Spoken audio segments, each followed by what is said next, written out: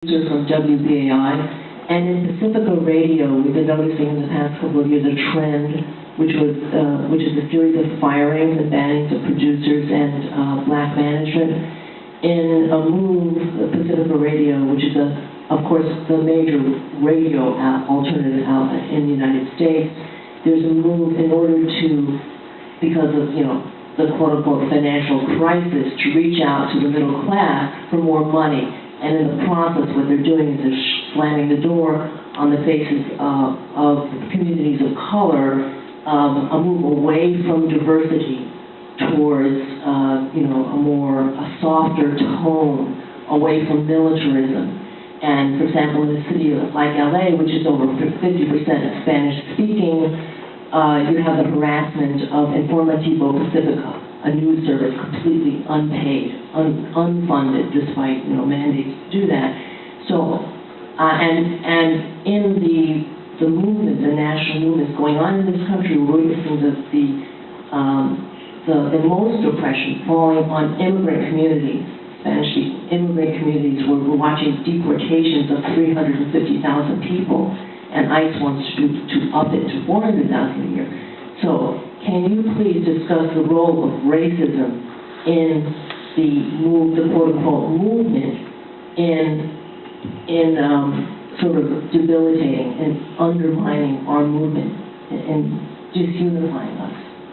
Well, I don't know enough about WBAI to comment on what's happening there, but what you describe is certainly I wouldn't consider sensible or acceptable. You're absolutely right about the racism. I mean, there have always been immigrant movements in the United States. It's a kind of a strange thing about society. It's, of course, an immigrant society. Everybody's an immigrant. And each wave of immigrants, as they sort of establish themselves, become extremely racist about the next wave. So, today you kind of celebrate the Kennedys. But in the late 19th century, the Kennedys in Boston would have been passing signs in the street saying, "No dogs or Irish allowed."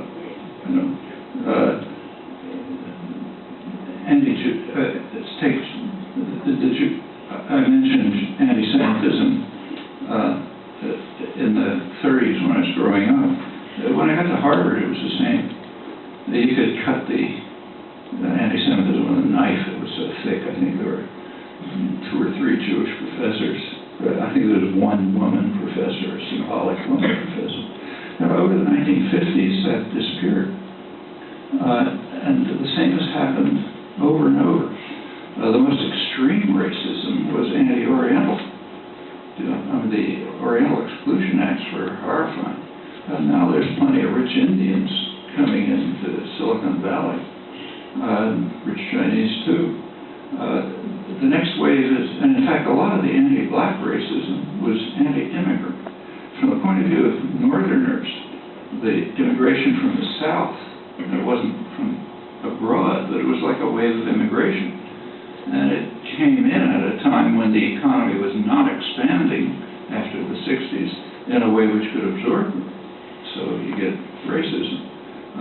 With the Hispanic immigration, there's something perfectly obvious that's being left out of discussion. So obvious I'm embarrassed to mention it.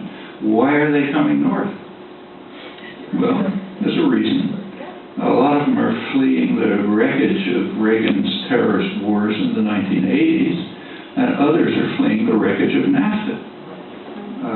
When Clinton passed NAFTA, he was perfectly well aware of what the consequences would be. The consequences are going to be to undermine Mexican agriculture, which can't compete with highly subsidized U.S. agribusiness.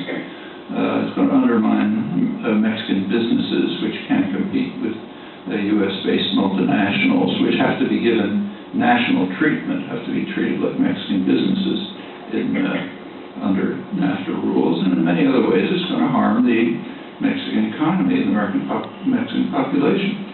Well, Clinton was no fool, so in 1994, just as NAFTA was passed, he also initiated the militarization of the border. It had been an open border, pretty open border, like most borders. It's the result of conquest. The same people live on both sides. So it's been pretty porous. Since 1994, it's been militarized more and more intensively. Obama's extending it. There's more deportations under Obama than under Bush. Yeah, you destroy the countries to the south, people are going to flee north in desperation. There's a way around this. Like you could try to overcome the destruction that you've caused, but then they won't be fleeing. And that's kind of like what the European Union did before they admitted the southern countries. They didn't want to, before they admitted Portugal and Spain and Greece, they wanted to try to reduce the likelihood that that would undermine the wages of northern workers. So there was a period of compensatory funding, pouring funds in for raising the standard of living and so on, and it ended up, kind of more or less civilized. A lot of things wrong with it, but and proposals like that were made when NAFTA was being discussed. They were made by the labor movement. The labor movement was not against the North American trade agreement. It had its own plan, which is a pretty constructive plan. It wasn't even mentioned in the media. The Office of Technology Assessment, Congress's Research Bureau, since been disbanded.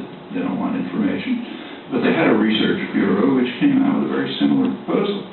And not a word, because it would have permitted a kind of a semi-civilized way to set up some kind of an agreement. What was passed it was bound to have these consequences. Since they knew it, they started militarizing the border and then come the deportation. And it's a very, from the point of view of the business world, it's kind of conflicted, because they want those cheap workers. And in fact, the wealthy people in general want them. Who's going to, mow your lawns or clean your homes or something, and not be able to ask for any decent compensation or not do anything if you don't pay them. So on the one hand, you kind of want them. On the other hand, the business propaganda builds up racism and jingoism, so you get what you're seeing in Arizona and around the country. It's a major battle, and it should be fought on the ground where it matters. Like, why is it happening? We're going to have one more